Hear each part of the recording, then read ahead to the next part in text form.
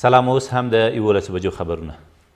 ولسمشر غني نن سهار وختي د دوه مهمو پروژو د پرانستې په موخه هرات ښار ته ولاړ. د ولسمشرۍ ماڼۍ د رسنیو دفتر مسؤلین وایي ښاغلي غني نن سهار نږدې 9:30 بجې لومړی د هرات حلقه‌یي سړک پرانست. د سرچینې په وینا ولسمشر به له دې وروسته د لاجورد لاره چې افغانستان د ځمکې له لارې له اروپا سره وصلیږي هم پرانیزي. د دغې لارې په پرانیستو سره به د لومړي ځل لپاره د افغانستان 83 ټنه مالوچ، 23 ټنه ممیز، 26 ټنه د هندواني زړي او څه باندې 2 ټنه کنجد د افغانانو د موټرو په وسیله د ترکمنستان، آذربایجان، ګرجستان او ترکیې له لارې اروپا ته ولېږدول شي. د هالند دفاع وزیر وایي د هالند خلک او حکومت به یې د افغانستان ترڅنګ پاتې شي. نوموړي تیر مازدیګر له ولسمشر غني سره په کتنه کې د افغانانو په مالکیت او مشرۍ د سولې له هلو ځلو ملاتړ وکړ او په امنیتي بنسټونو کې د اصلاحاتو په برخه کې د دولت د اقداماتو او د ښځو حقونو ته د پاملرنې له امله مننه وکړه. ښاغلي غني له افغانستان سره په بېلابېلو او په ځانګړې توګه په بنسټیزو او د غوڅ ماموریت په چوکاټ کې د افغان ځواکونو د روزنې له امله د هالندي چارواکي مننه وکړه.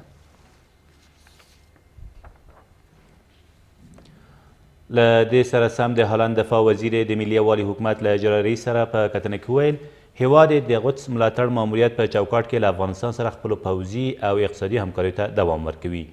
نوموړي همداراز د افغان ځواکونو پرمختګ، وده او د ترهګرۍ پر وړاندې روانه مبارزه هم وستایله.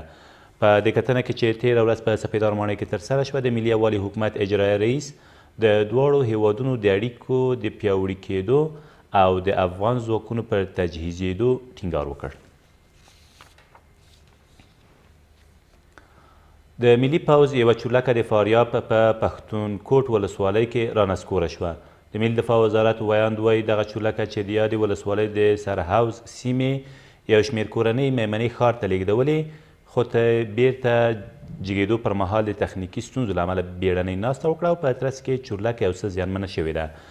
د نوموړي په وینا په دې پیښه کې د یادې چورلکې سورلۍ ته زیان نه دی اوښتی او هغوی بیا د یوې بلې چورلکې په وسیله د فاریاب مرکز ته لیږدول شوي دي. او ولسمشر غني د ولسوالانو د دویم ملي کنفرانس په پای کې ویل ولسوالۍ له دولت او ملت سره د اړیکو لومړی ټکی دی او د هغوی رول په حکومتولۍ کې ارزښت لري. ښاغلي غني په دې ناسته کې چې تیر ماښام په چارچنار ماڼۍ کې ترسره شوه وویل تر راتلونکو 2 میاشتو پورې پر پالیسۍ او د اړتیا په صورت کې به د ولسوالۍ پر قانون بیاکتنه هم وشي.